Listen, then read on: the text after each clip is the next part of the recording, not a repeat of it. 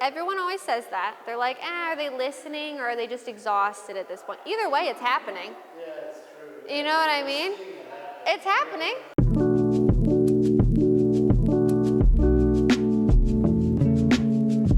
Film his lesson today. Oh, okay. How exciting, Gatsby.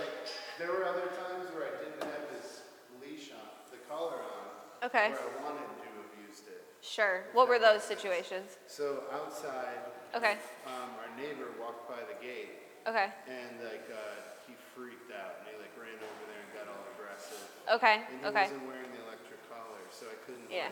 Yeah. And then stop. Sit. There you go. Good. Come on, man. He has a little spiky hair on his back. Yeah, that's what happens. He gets all into intense. So barking at the fence, that was one time we wanted it. Okay. Like whenever they come by. Okay. I'm thinking on walks I might have to keep this on him. Well, what we're gonna do is, so the fence situation is definitely a time when you can just do a no and a correction, like we talked about. Walking is a little bit different because there's like a command involved with that. Okay. So on top of stopping a behavior, there's also a behavior that we want him to do, which takes a little bit more nuanced teaching. Okay. So we're gonna get to the walking. Okay. Was that another instance where he reacted? Oh, yeah. Okay. What we're gonna do today is we're gonna work more on the bed command. And in the future, when guests come over, and even honestly, when you have Serena over, Yeah, when she gets home. you can put him on the bed. And we can start teaching him that he's just not allowed to go up to the door anyways, and that he has to stay on his bed. Okay, so that's what I wanted Yeah. to do. Because he went up to the door, but then he was shaking his, Yeah. and then he got really nice. Yeah. We were like, what the? And then he was nice there most of the week. He doesn't know what's going on half the time. He's just, having him do the bed stay will remove any is he gonna be good? Is he gonna be bad? What's his response gonna be? Because it just puts him somewhere where he can process his emotions a little bit better, calm himself down, and then once he's calmed down, then you can release him. And generally his interactions with new people then are gonna be way more positive. Yeah, because he's not riled up in that direct moment. Gatsby, bed. So what we're starting to do now, Gatsby, bed, is we're starting to transition from teaching him the command to just enforcing it as a known command. Okay. So basically all of the practice, bed, that you did with him this week is to ensure that, bed, that he understands what the expectations are when we say that word. And then now we're just gonna start doing a no, a tap, and then repeating our command to basically enforce it, right? And saying I shouldn't have to help you or teach you through this. Exactly, you should know at this point, and you're just deliberately choosing to break those boundaries. So as long as all 4 feet are on here, that's all that I care about. As soon as he steps down, that's when I'm marking with the word no, again, to indicate the moment that he's made the mistake. And then we're just tapping, and then I'm gonna repeat my command, in this case, the bed. Okay. Good job, buddy. Okay. Well, as you've admitted, he hasn't had many rules over the course of his life. So now that there's accountability for things, he's like, excuse me? No. Bed. Good. So every time you say no, Then I'm tapping. just a short little. Yep, just a single little tap, and they're consecutive. Because again, the no isn't the correction, the no is the marker. Then we give the correction, and then we repeat the command to basically start all over again. And you can see now he's responding a little bit better initially to that command, because he knows that he's going to be held accountable for the non-compliance if he doesn't do it. It's also looking at you. Yeah. Yeah, he's a lot more attentive. Okay. Yeah, having standards for a dog where it's very clear to them what you want from them, and being able to enforce those standards creates a lot more, like you're way more relevant to them. That one you just did for free. Like when Serena was walking towards him this week, Yeah. he was on the couch Bed. in his bed, he would just be nice. Really? Instead of Yeah, defensive. And a lot of that too, I mean, deep down, he's just a very anxious, fearful dog. Yeah, so a lot of his defensiveness was rooted from like just being uncomfortable. And so even though this is his only his third session, like he's been exposed to a lot, we've worked him through a lot, and so his confidence likely has gone up. And so that might be why you're just incidentally seeing more comfortability at home, is just because he doesn't feel quite as on edge all the time. And all of this stuff, like I said, the beds will really start to help a lot, because that'll give him somewhere to go that he can just settle, know he's not going to be pestered or bothered by anybody, and give him time to calm down and everything. Okay? And because you're working with him more and you're kind of tiring him out, bed, not only physically but more so mentally. That's probably also why he's been a little bit more even keel as well. All right, so make sure you're standing right next to the bed before you say that command. Gatsby, bed. Perfect. And then we want him to hang out up there until you give the okay. So if he steps down prematurely, and you want to let him, make sure you're waiting until, if he jumps up, that counts as breaking the command, because all 4 paws need to be on the bed. So if they come off of the bed to jump up, you can still, no correction, bed again. And then you can release him with the okay. Okay. Thank you. Okay. So one thing that enables us to be faster is to remember that all we have to do is say the no at the right time.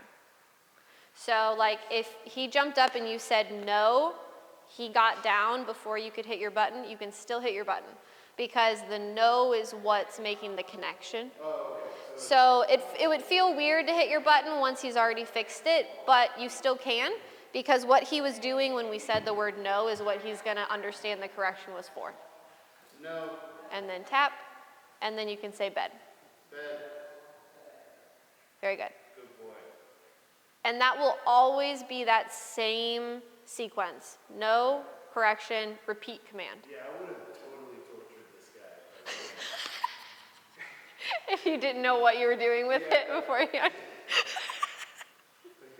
just would feel so bad. All right, okay. You know what I mean? Hear that, YouTube? That's why it's important to get a trainer to show you how to use an e-collar.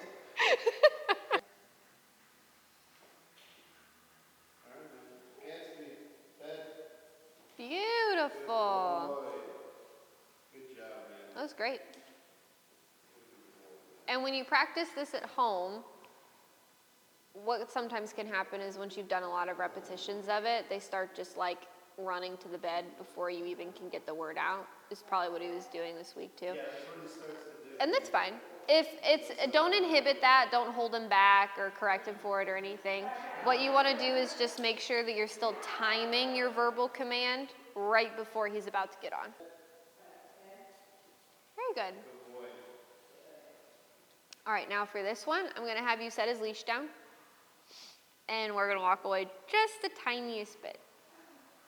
Yep, that's fine right there. I'm just going to stay there. At this point, now that we're going to start to work a little more distance into him staying there while you walk away, your no and your tap are still going to happen as he makes the mistake. So if he were to step off right now, you can still say no and hit your button. And then before you were to repeat your bed command, you can kind of take some space, grab his leash, get positioned right next to the bed again, and then restart your command. Okay, sounds good. So, Now you could, yep, you can move back a little bit more now. no. And then grab his leash, walk right back over next to the bed, and repeat it. Gatsby, bed. Give him a second.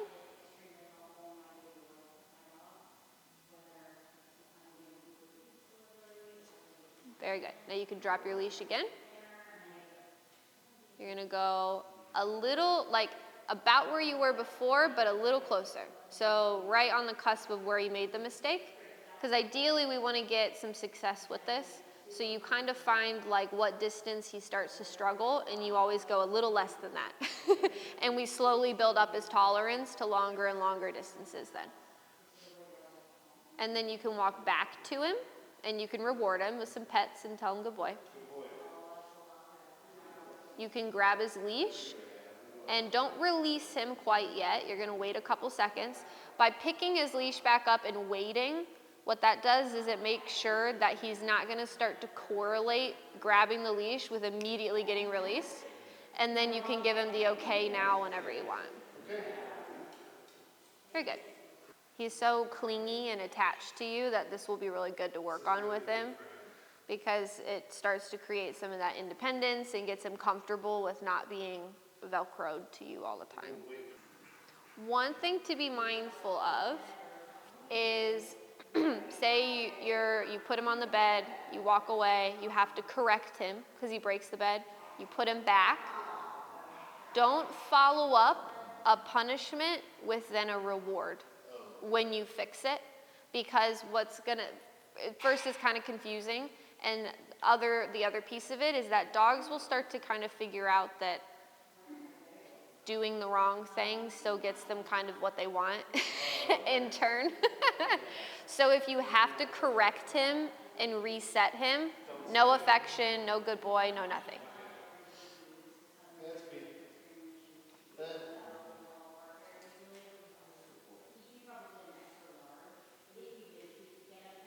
Very nice.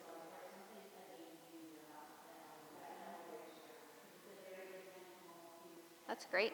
You can see he's getting more comfortable and like confident with you being farther away from him each time you do it.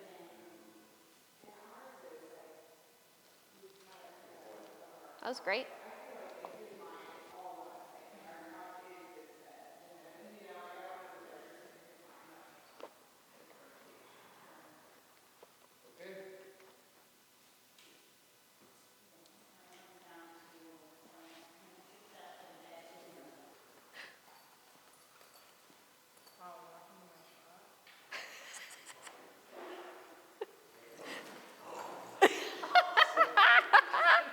And it's okay, because, and so I'm actually glad that happened. So if he's on the bed and he stays on the bed, if he makes noise and barks or growls, whatever, I'm okay with that.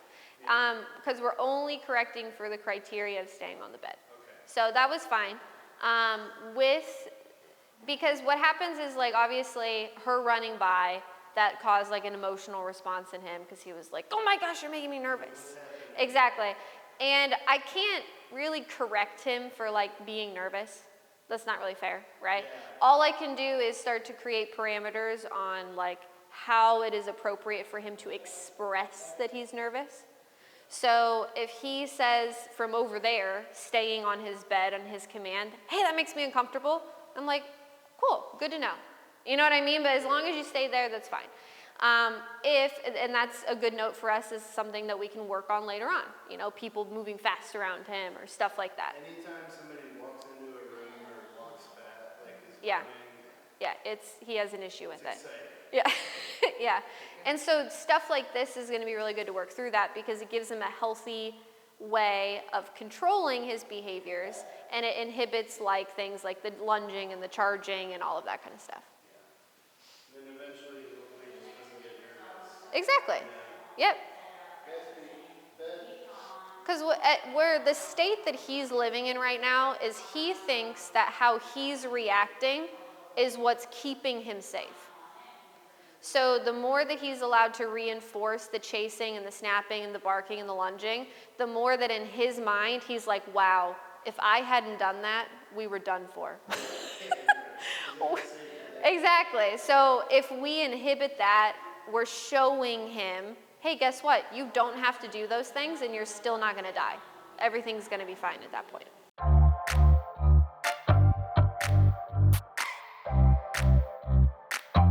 Right now, We got some things to do today, not a ton of lessons that I'm personally doing, so I'm gonna be spending a lot of time with our boarding dogs, doing some enrichment stuff, doing some tune-up sessions. Tuco here is boarding with us, and his owner requested a formal training session with him, just to keep him sharp while he's here. Obviously the dogs get some enrichment and stuff, but she wanted to just have a little bit more specialized trainer working with him, working on improving some of his skills. So we're gonna run him through a lot of different motions today. I got him in a bed stay over there. What I wanna do first and foremost here is just take a look at where his obedience training is off leash. So I wanna be able to realistically walk this dog all through the facility, do down stays, do bed stays, do all that kind of stuff off of the leash and feel like I have pretty complete control over him. So that's gonna be the first thing we check off with him. Then we might take him on a little field trip or something along those lines and see what we get. So let's start. Tuca, come.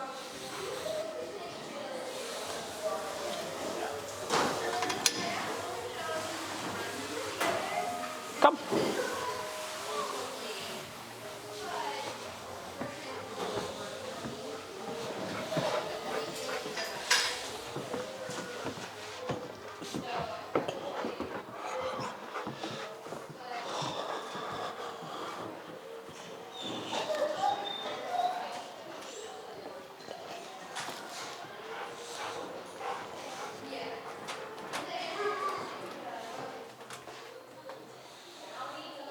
Come.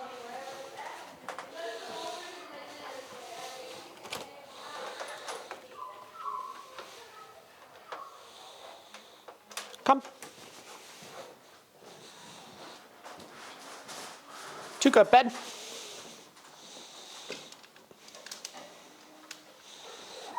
Strong start so far. Obviously, off-leash healing seems to be pretty good.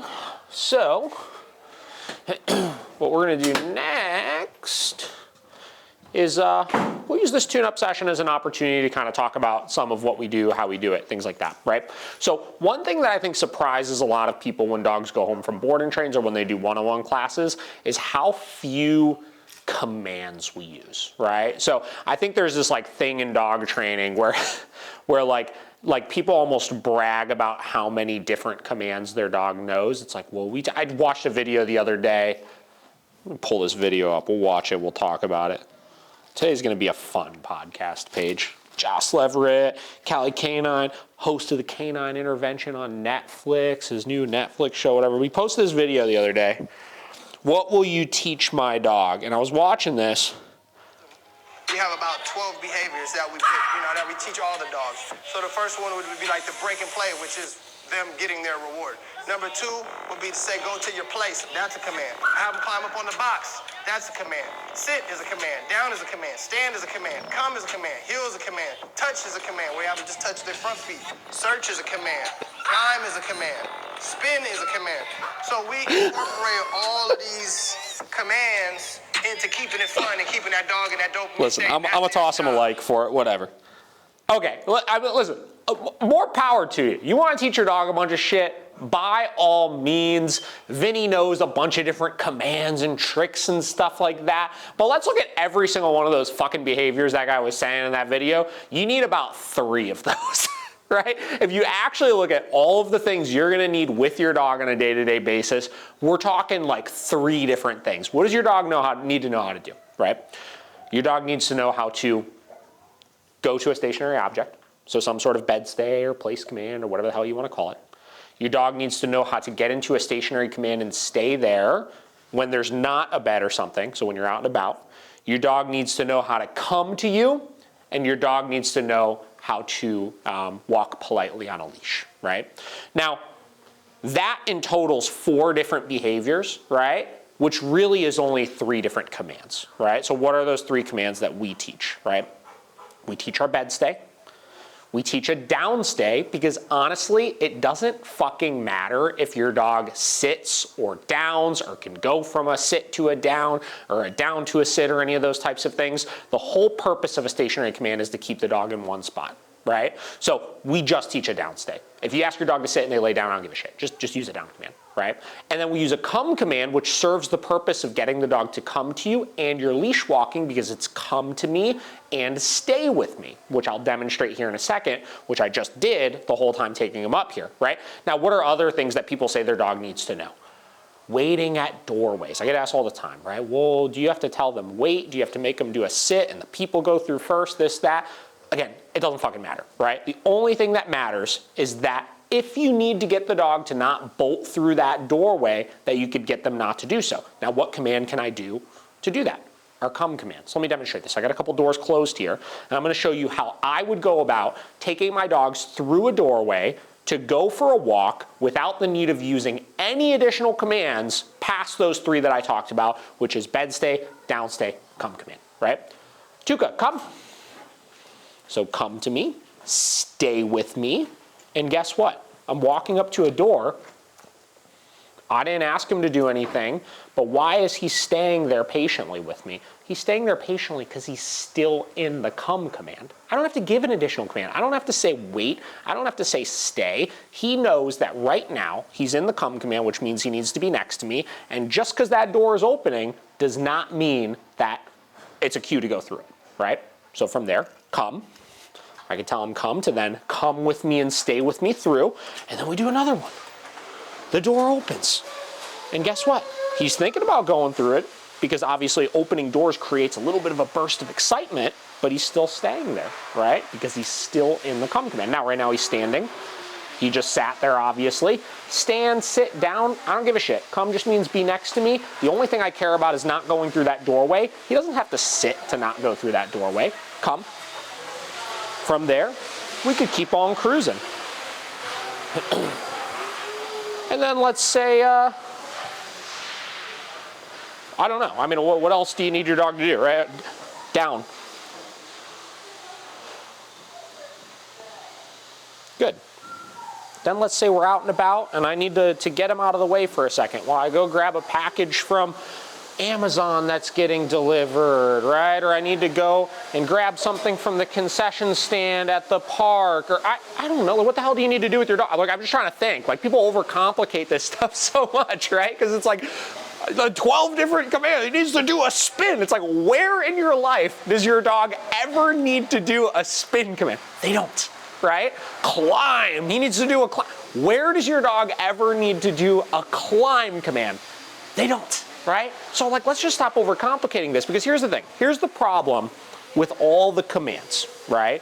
And listen, like, I'm not hating on my boy Cali K9. I like the guy. I think his Instagram page is really cool. I think he does good training. Obviously his show is really good, whatever, right? But here's the problem with 12 different commands, right?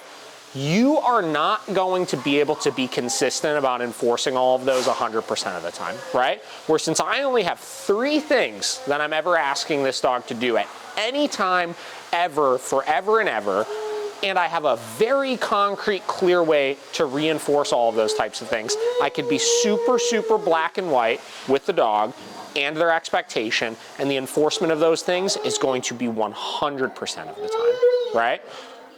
Come. So we'll tell him come again. We're still walking. Look, he passed a person. What's another one? Oh, here, let's throw another one out there. Down. Good. Let's throw another one out there. Everybody says, your dog needs to know a leave it, right? Well, what things do you need to get your dog to leave? Well, you need to get your dog to leave dogs when you're out on the walk. Come. Look at this line of dogs we're walking by, and not a single leave it command was ever needed to be given. Down. Because when the dog is engaged in the command, the expectation is do that command. It's not do this command and stop and sniff every dog that goes by and then I'll wait for you until you're ready to start coming again. It's just do the command, right? What's another one? Another one is food, right? The dog needs to leave food. Let me see if I can fetch some food here. Oh, and look at that. A down command being utilized while I go and find something. Look at that big old thing of treats right there. You ready? Come. No. Come.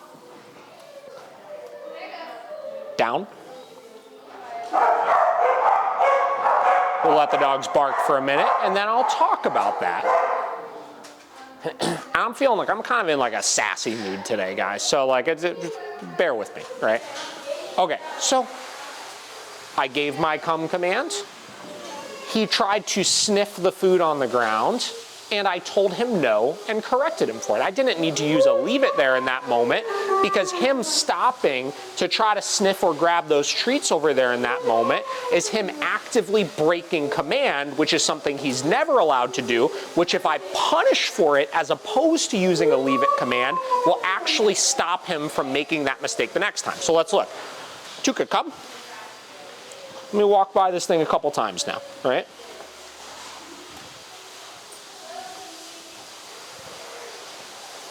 Very good. And let's do it again.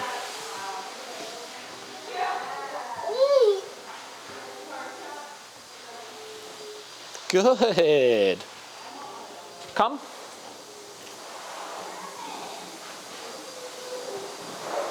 Good. Come.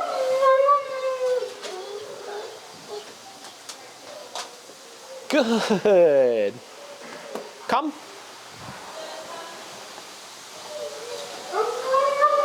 Down.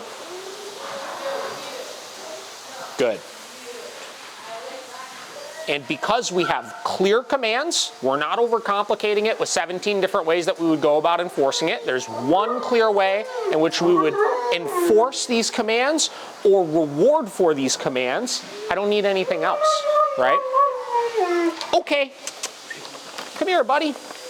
And then if I want to, guess what I could do? Now that he's free, I could give him a treat, right? And he's not scared that these treats zapped him or anything like that, because he knew that correction was for breaking the command that he was actively in that moment. Down.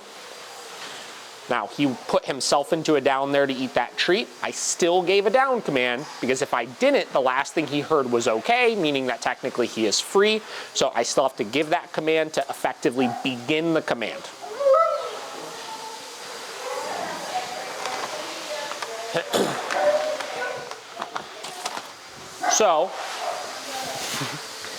So let's test this a little bit more here. So what other things do people generally need to use something like a leave it for? Obviously, we talked about passing dogs. In this case, obviously, there's dogs in crates.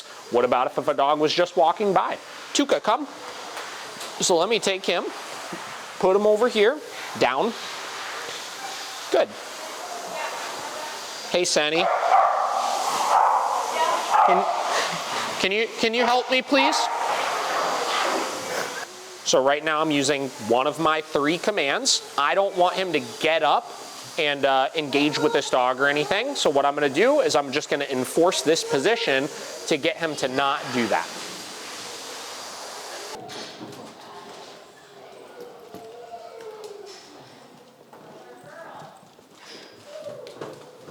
Very good.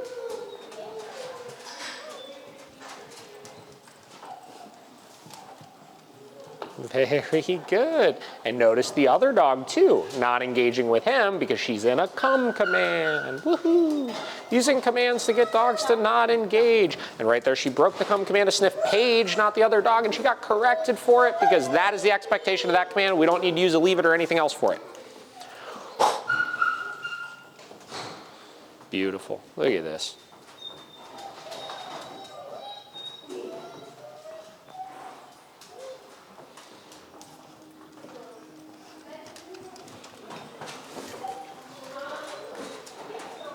You can keep walking by a few times.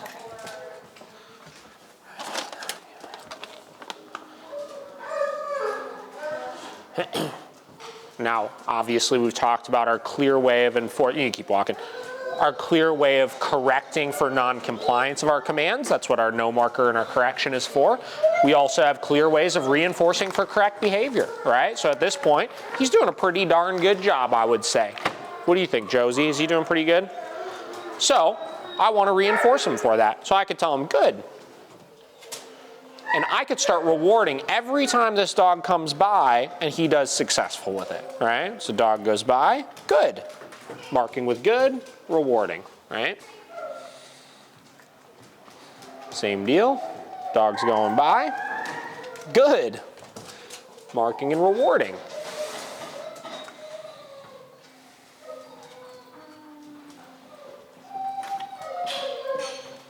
Good. And you'll notice we could then use those markers that we have, which are not commands. A lot of people sandwich them up as commands. Like I think he said in his video of his 12 commands or whatever. Good. I think he said break for play is one. That would be a marker or that would be a release, which are separate from commands. So commands signal the dog to perform something. Markers are classically conditioned positive or negative associations we use to link rewards to things, and releases terminate whatever it is we're working on. So it would not be a command because it doesn't tell the dog to do something, it tells the dog that we're done with something. Good. Are you trying to come up, Kayla? No, well, yeah, but I was just gonna grab a toaster. You could go right ahead and grab them. Why don't you bring Josie and pop her in it down right over here? Josie, down. No.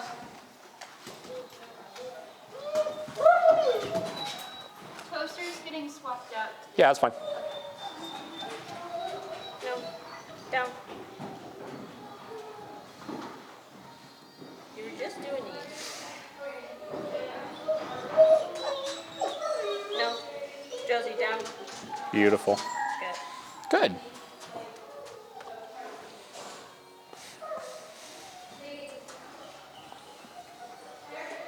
What do you think?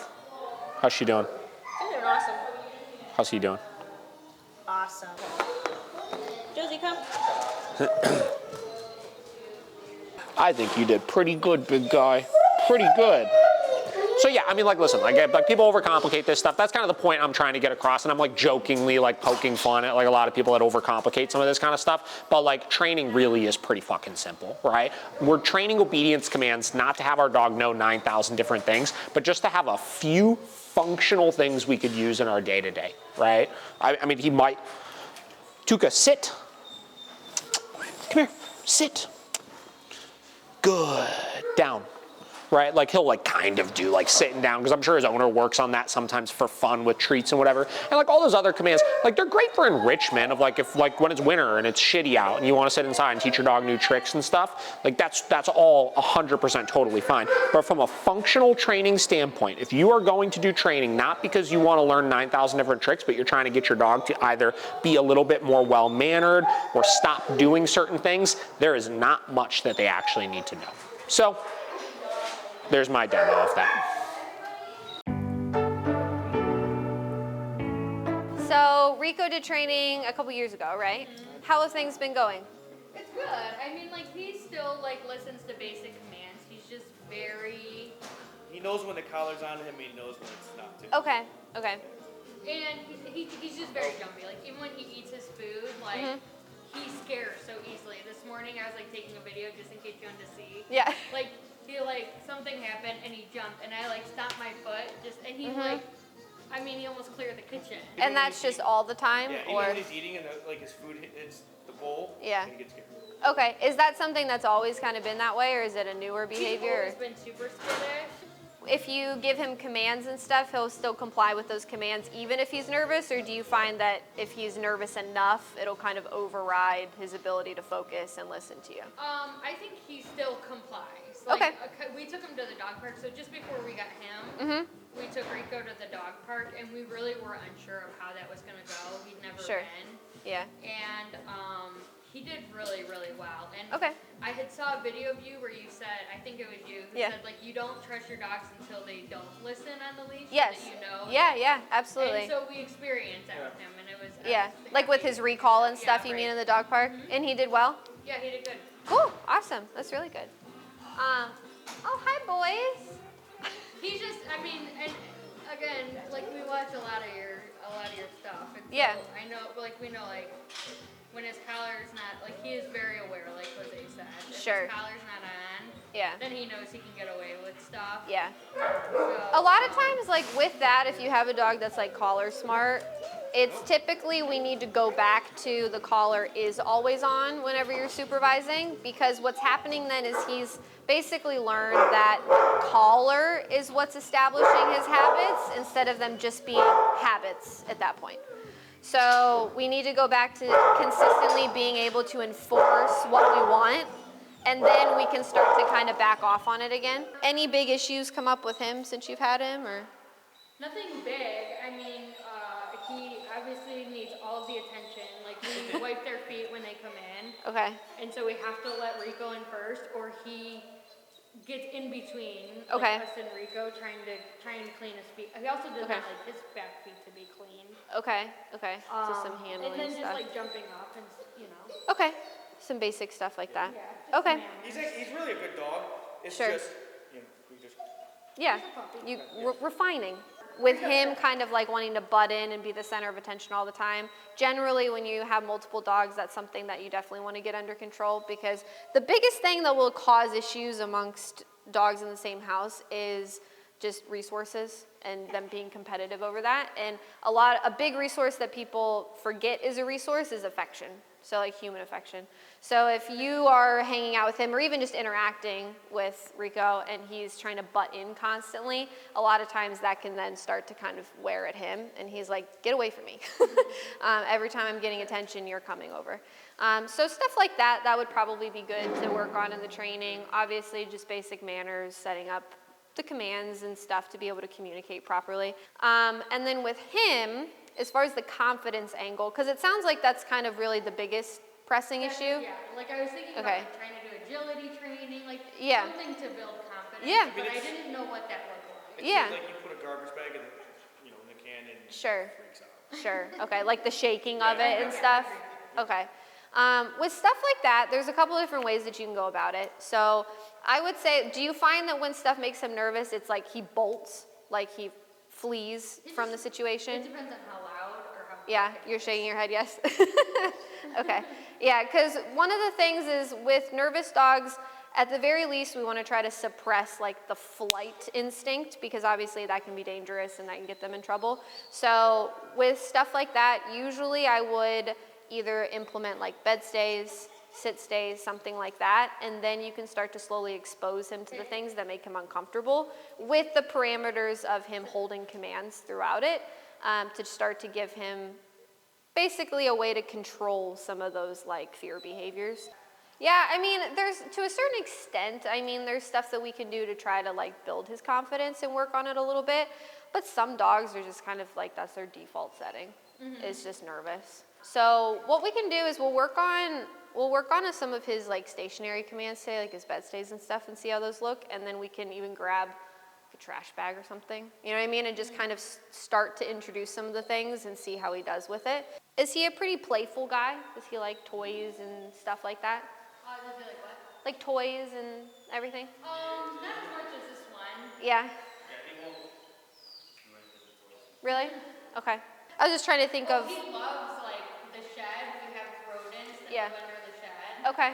So he likes to do that for fun. Does he have like a prey drive? Does he like to? Yes, for sure. Okay.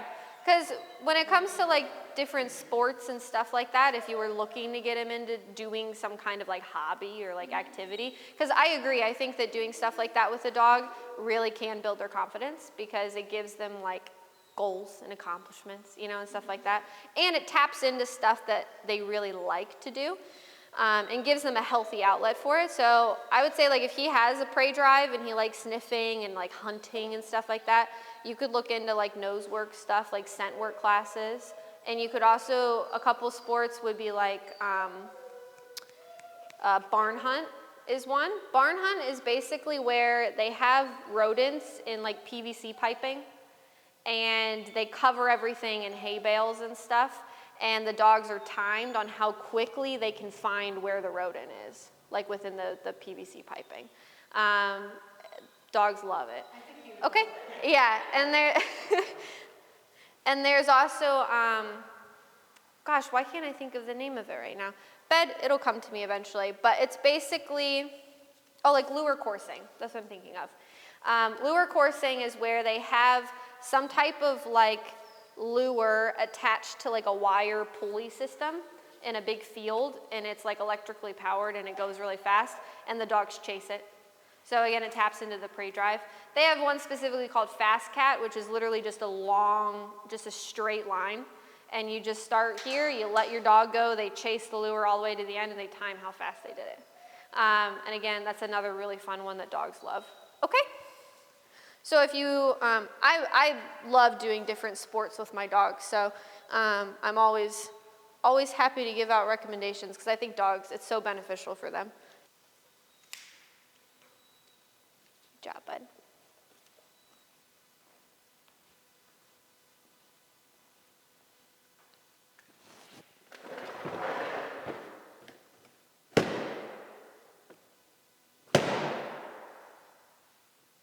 Start easy. Good job. That was really good. Do you want a snack? Is he allowed to have treats? Would you like one? Oh, you spit it out? He said, let me get it all slobbery and goopy. Oh, there you go. You really had to choke that down. Good boy. Okay.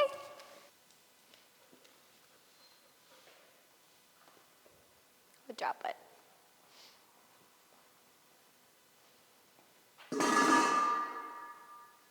Good. Very good. Oh, you don't want the snack anymore? No. Bed.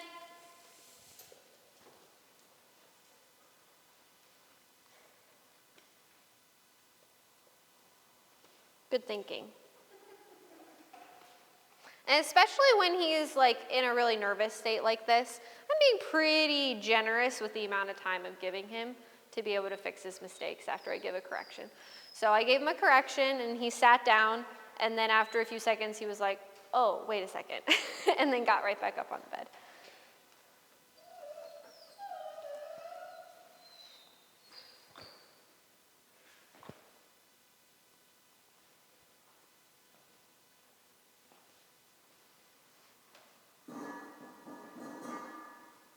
Good.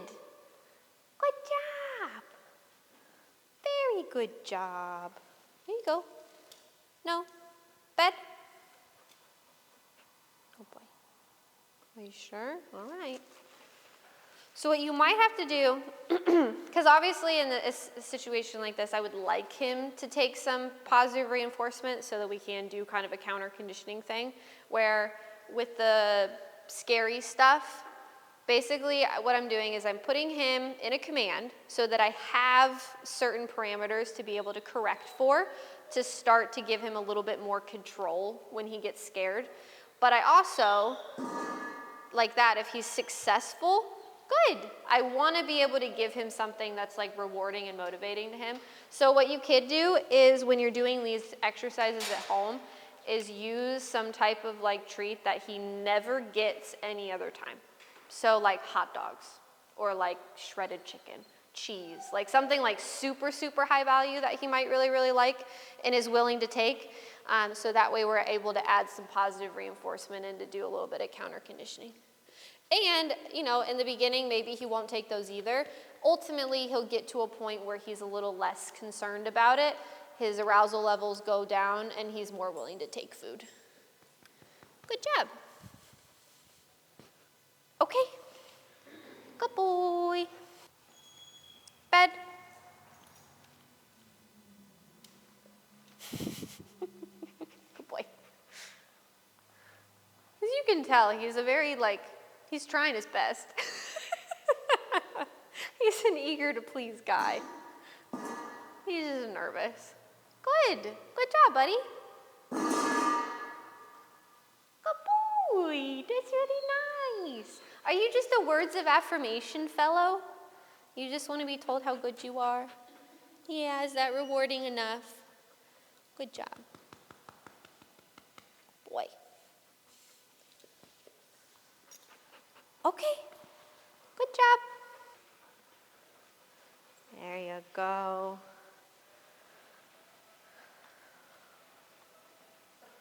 Good job. You didn't even flinch on that one. boy. Okay. Come on. Let's do a fun little lap. Oh my gosh, how impressive.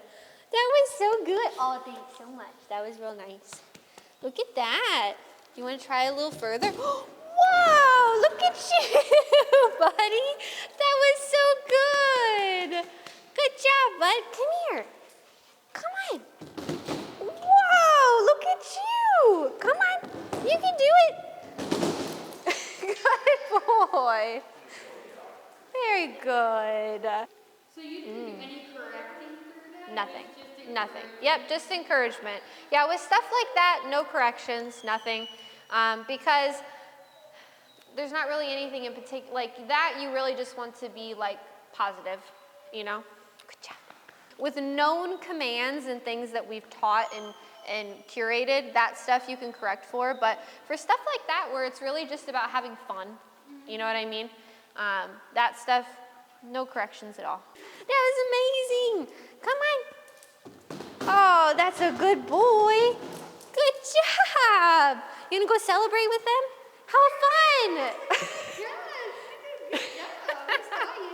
But yeah, stuff like that is like great for them, for confidence building. Because he encountered something that made him really uncomfortable and nervous, and then he figured out how to do it, you know? Kind of the same way that kids respond when they learn how to tie their shoes, when they learn how to do all of those little things for themselves. Just builds their confidence.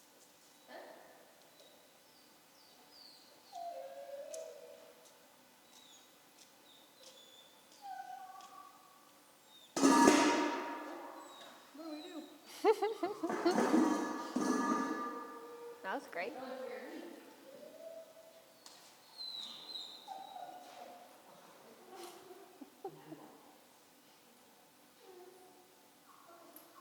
All right, so the thing with prong collars is that, here, I'll give that to you.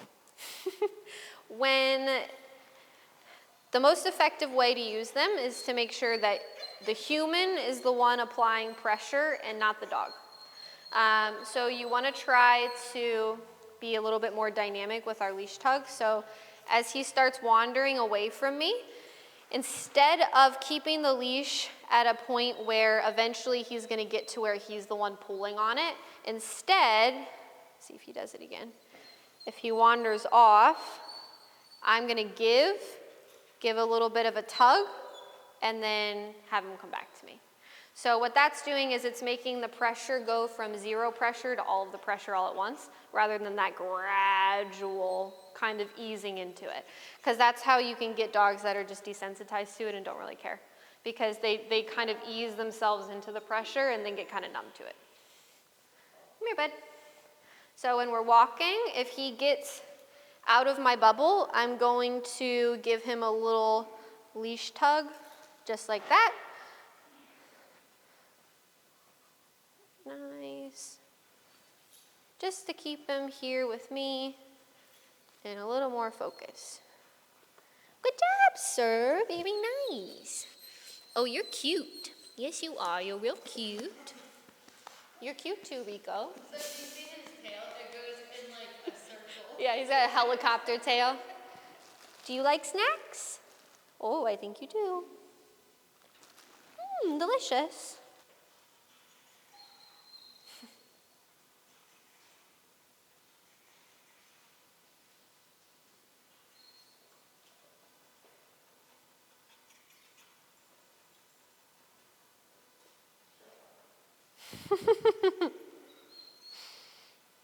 He's doing great.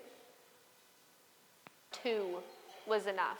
You know, they're just all over the place. Look at this new man. Maverick 2.0.